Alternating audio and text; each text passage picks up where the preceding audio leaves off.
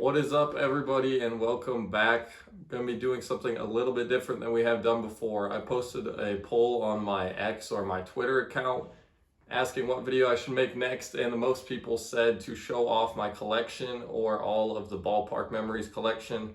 So for those of you who don't know, we do this together, both me and my dad do this together, both buying and selling cards. We go to shows. And so people said they wanted to see some of the cards in our personal collection. Most of the cards I show are for resale, but we can go ahead over some of our personal collections here. And we got a bunch of them lined up. So some of the biggest cards that we have both 50-50 ownership in. Actually, all of these we found at shows. You want to go ahead and talk about maybe the first big card that we bought? The first big card that we got was in Schererville. Yeah, Show in Schererville, Indiana. We're walking around and the guy is set up at a show. What was his first time in 20 years or something like that. Anyways, he had the 51 Mantle rookie card. I don't know if you can catch that on there. Obviously, it's got the writing on it. Unfortunately, it's not his signature, but somebody wrote Mickey Mantle on the front, and we were able to pick it up for about as cheap as you'll ever get a Mantle rookie. So I don't know if you had said before what we had paid for it, or I don't know if, I think I maybe did in the video that I bought it in. That was one of my most popular videos I ever made, buying a Mantle rookie. I paid $2,400 for it. It's probably come down a little bit since then, but it's still worth more than $2,400 I paid. And so, like I said, we both obviously do our own collecting by ourselves, and then we have some cards like these bigger ones that we go in on together. Some of the other ones we'd like are some 1800s cards, and one of these is particularly special, and that is the Cap Anson N28. So we found that from a dealer that we bought a ton of stuff from. He had that and the 56 Mantle and a 7.5. That was another one of my more popular videos.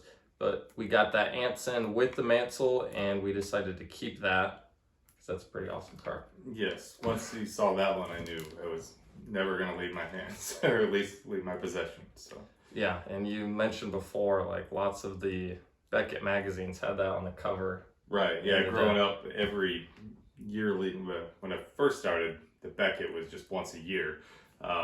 Or the price guides were once a year, and then but that card was on the cover many times. That and the 38 DiMaggio, stuff like that. But yeah, always wanted that card, and we will probably keep that one forever. Yeah, so those are our two biggest cards, and then the other one is actually way more rare than the other two. Not quite as expensive as this Tim Keefe playing deck card. This one, I believe, the pop total between PSA and SGC, wasn't it 4? Yeah, I think it this one was 4 or 5. Something like that. I know it was really low. Yeah, so that one's incredibly rare, and I could have sold it and made some money on it, but I just like the image on it. Yeah, I'm just a pure collector. True collector. And then I guess you do more 1800s cards than I do with some of the other stuff. So here's a couple of your 1800s cards. Yeah, after we got the day before we got the Anson, we went up to a dealer at a show, and he had just a small group of 1800s cards, which I didn't have any at the time. So we picked those up. Then we got the Anson, which got me very slowly working on the N28 set. Together we have the Anson, but then I got the John Ward as well. I believe that was on Facebook. I believe I got Facebook that one. Cards. So there's only 10 cards for the baseball set in there, and I have one, we have one, so I'm constantly looking for the other one. So if anybody out there has any of the other 8, would definitely be interested. And then I also got into the Old Judge cards, the N172s. This one's just a common, but the commons are fairly pricey as well. And then also, was this Facebook as well? Yeah, that one was that Luke Lyon? I believe it was Luke Lyon. But anyway, he had the Buck Ewing, which is a really popular one. I think there's like 4 variations of this with the mascot there. But that one was a really low population too. I believe it was sub 20, like 12 or 14. 14 copies of that, so that one's tough to find. Yeah, so those are most of the oldest cards. Those are definitely the oldest ones in our collection. And then we can get to some of the stuff that I personally buy in a minute. I was gonna go over some of the stuff that you buy first. And the biggest project that you're working on is what? I decided after I had a bigger collection and then I sold it to us. And you sold through that pretty quick. But the only thing I kept was my polar bear backs. I was working on a polar bear back set, which is 250 cards. So I'm doing okay on it. I've got the Walter Johnson and the Christy Mathewson. Obviously, this is a lower grade one. They're all 1s, 2s in that range. The Napoleon Lajoie, the Tris Speaker. There's one of the big ones. Yeah, and then I got the Ty Cobb portrait there. And then I also just picked up last week, I don't even have it yet, but I got the Ty Cobb off shoulder with his bat off the shoulder, which is the second hardest one in the set, I believe, other than the 2 variations.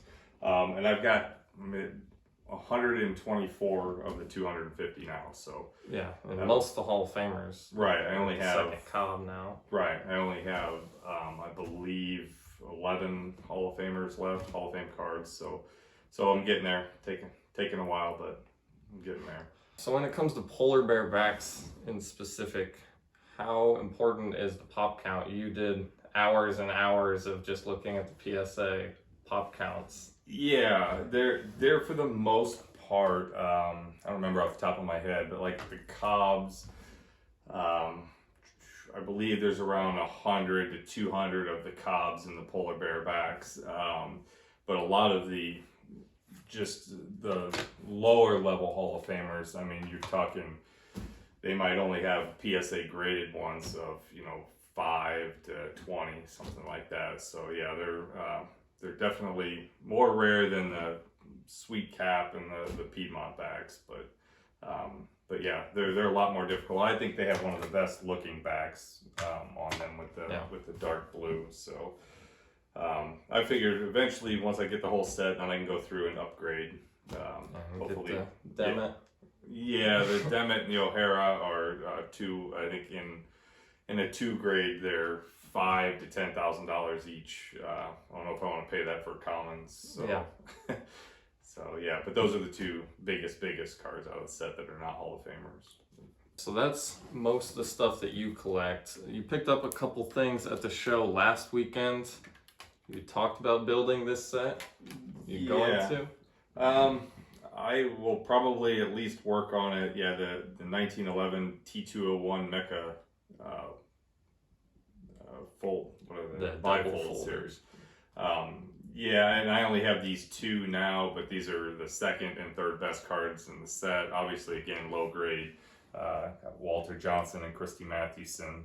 But there's only 50 cards in the set, and I've got 2 of the top 3, so that would be a fun one. If you like, it was basically just an impulse buy, but right. But if you like inexpensive cards from that era, I mean, those are considerably cheaper than T206s or T205s. So what did you end up paying for the 2 of them? I paid $500 for the pair, so only $200 or $250 a piece. So. Yeah, so it's as cheap as you'll find a Walter Johnson or Mathewson. That's not a strip card, at least. Right, and the Cobb. I mean, a Cobb is only going to run you. It's a lot, but $1,000, something like that. You can get them right in that range. Yeah. All right, so we can move on to some of the stuff from my personal collection. Talk through some of your stuff. I have a couple different kind of mini projects, no real grand project, but one of the sets I do like is the 49 Bowmans. So I've got some of the cards here. I got a couple raw ones, and then I have a handful of the bigger graded ones too. So right there, that's like an early win rookie. So that's one of the decent cards, I believe. Yeah, that's a, wait, no, it's not a high number. But then some of the other ones I have, a couple of the big cards. My favorite one, the Roy Campanella. This one, I'll put a closer scan of it so you guys can really see just how nice this card is. Nearly perfectly centered. It's got great color, awesome corners, and just a little bit of paper loss on the back. So those are always the type of cards I look for. You'll see a couple more of those in the next couple cards. Here's two more 49 Bowmans. The rookie there of Robin Roberts, and then the 49 Bowman Yogi also. So nice second year Yogi. Both those look nice. I don't mind waiting for the right example of the card. And then another tougher one from the set, the 49 Bowman Ashburn. That one got an authentic, but that's a tough card, just being a high number. Those are a lot tougher than the regular low numbers from that set. And now you have the Duke Snyder to go with. Yeah, I just bought a Duke Snyder. That's about as low grade as it gets. So I won't be keeping that one, but I'll throw a picture of it on the screen.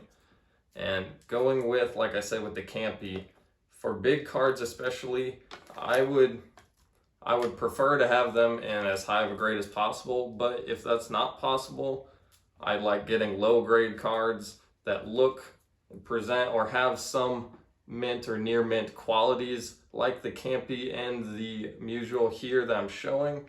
Both of those have some near mint qualities with like the color, the centering. Obviously has issues with the corners and the paper loss or the writing. But I like to at least have something about the card that's packed fresh. And when you look at both of those two cards, they're absolutely stunning. And every time I post them on X or anything, people always ask if I'm trying to sell them, and the answer is always no. And then we have a handful of sets we're kind of slowly building together, and we can kind of go through those. We talked a little bit about the N28s, so those we'd like to keep buying if we can. T206 is one that would be on the list. There's basically 5 big ones. So you had those two, 33 Goudey, and then 41 play ball and 52 tops would be the ideal. It's kind of one from every era. Yeah, the icon from pre-1900s, and then the first big set of the T206s, and then obviously play ball first, or the color set before the war, and then you got the big tops starting out, and those were the only ones we were. Yeah, that's kind of a long-term project. Yes. But we have a decent start on a couple of those sets, the 41 play ball especially. So I have these two that I bought, and then you have a pretty cool one too. So I have the Greenberg and the Fox, and then he has the Ted Williams. Yeah. So all these, they're pretty nice, the ones that we have.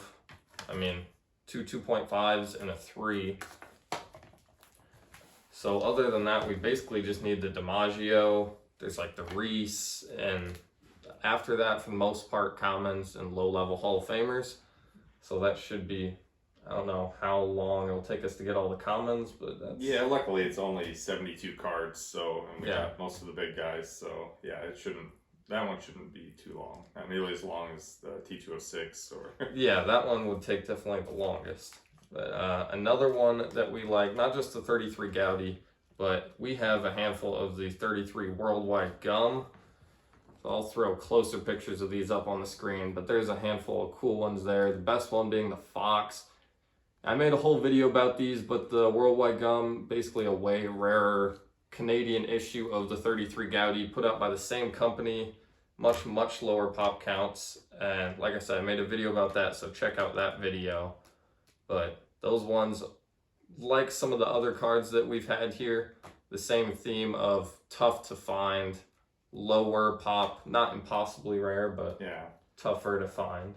Yeah, and I hate the term undervalued, but I think they're very undervalued. I mean, those are, I forget what is about 1/10 the amount of the Goudey, something like that. But they actually 10%. sell many times for a little bit less than the lots of times they sell for less than the Goudeys, which when you compare it to the Venezuelan Topps cards that sell for 5 to 10x what the normal Topps card sells for, these Goudeys seem like a steal. Yeah, those are definitely some of my favorites. So amazingly, we've been able to pick up a few. So how many cards are in that set? I don't know about the worldwide gum one. I think it's like half or less than half as many as are in the Goudeys. I think it's like, I want to say around 150. Yeah. 100, 150. Yeah, so it's more attainable than the Goudeys. There's 2 Ruths in that, correct? There's only one. There's only, there's one Ruth, one Gehrig. Yeah. So that makes it It's easier. basically one of every Hall of Famer instead of the Goudey set has 2 to 4 of all the Hall of Fame. Something we can go over quickly before we wrap it up, just another kind of side quest on our hobby journey. You've done a lot of soccer, or at least did previously. Haven't bought as much recently, but you have a good soccer collection. Yeah, the investing Hall of Shame, basically. I bought all these like everybody else. When soccer went way up, I got into these, and I love the cards, but I probably could have gotten them for about, what, 1/5 now of what I paid for these. But I try not to check. Yeah, but getting the couple different Pele rookies. These are from Brazil, which makes them pretty tough. I think the pop count on these is less than 100 on each one. Good cards. I mean, I did Messi rookies, but again, I think those are probably a third of what they were when I bought them. So I'll just hang on to them. I like them. I'm a Messi fan, so yeah. I mean, we kind of got into soccer at about the worst time, but yeah, we picked good cards at least. Yeah. It could have been worse, but I picked some other guys. But at least those are big. But yeah, I think that's it on the soccer. I mean, I've got a lot of soccer, but yeah. So that's for the most part most of our collection. We have other small pieces. I'm sure you have other cards you didn't show. I have other smaller cards didn't show, but that's at least kind of laying out our kind of collecting strategies. There's a couple autographs, Perez Steel autographs. Yeah, those are pretty sweet. And I'm assuming you hadn't mentioned yet, we did just pick up a couple autographs from Clean Sweep auction this weekend, but a Satchel Paige JSA autograph, and then a Connie Mack. So yeah, so autographs are always cool. Yeah, right. Yeah, so that's the gist of our collections, and so let us know what you guys think. We're going to try to do more episodes like this in the future, so if there's any topics you want covered, feel free to comment. Don't forget to like and subscribe, and I'll see everyone next time.